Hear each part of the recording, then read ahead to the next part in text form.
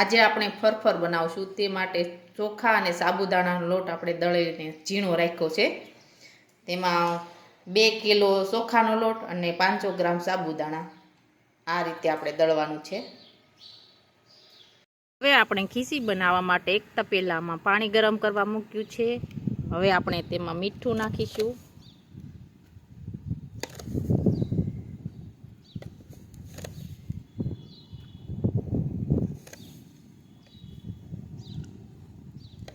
હવે આપણે પાણી છે તે ખૂબ ઉકળવા દઈશું।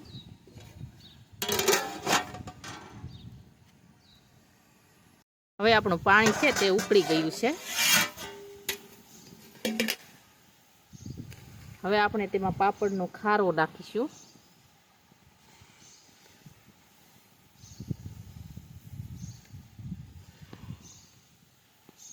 હવે થોડી વાર ઉકળવા દઈશું। હવે આપણું પાણી છે એ સરસ ઉકળી ગયું છે। હવે આપણે તેમાં લોટ છે તે નાખીશું। આ રીતના લોટ નાખતો જવાનો અને વેલણ છે તે ફેરવતું જવાનું।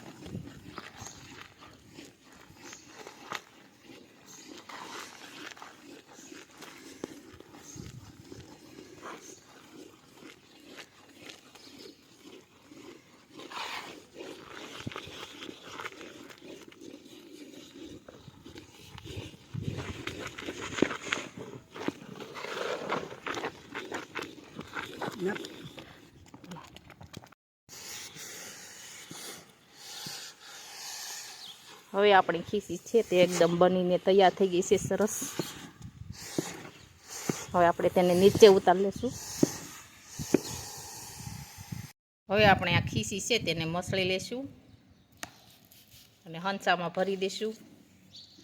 તેના માટે આપણે આ સકડી લેવાની છે। આ સકડીથી આપણે ફરફર છે તે પાડીશું। હવે આપણે હંસો છે તે ભરી લેશું। થી આપણે ભરી લેશું।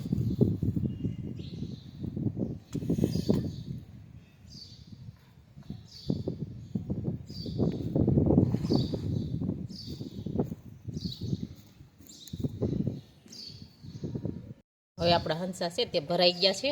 હવે આપણે ફરફર પાડી લેશું। હવે આ રીતથી આપણે ફરફર છે તે બધી પાડી લેશું સરસ પટ્ટા।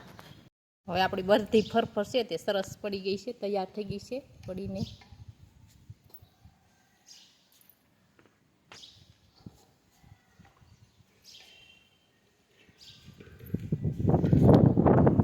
હવે આપણે આને સુકાવા દેશું। ફરફર છે તે એકદમ સુકાઈને તૈયાર થઈ ગઈ છે સરસ।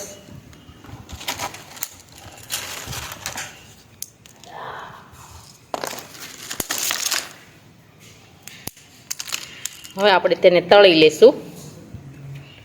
હવે આપણે ફરફર તળવા માટે એક કડાઈમાં તેલ ગરમ કરવા મૂક્યું છે।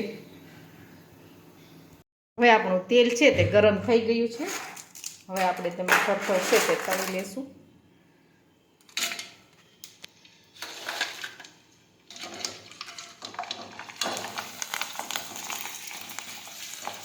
એકદમ સરસ તળાઈ ગઈ છે, એકદમ સરસ ફૂલી પણ છે।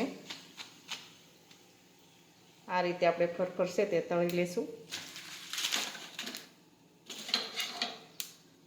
તૈયાર છે આપણી ચોખા અને સાબુદાણાની ફરફર। અને અમારો આ વિડીયો ગમે તો અમારી JK કુકિંગ્સ એન્ડ હેન્ડવર્ક ચેનલને લાઈક કરો, શેર કરો અને સબસ્ક્રાઈબ કરો।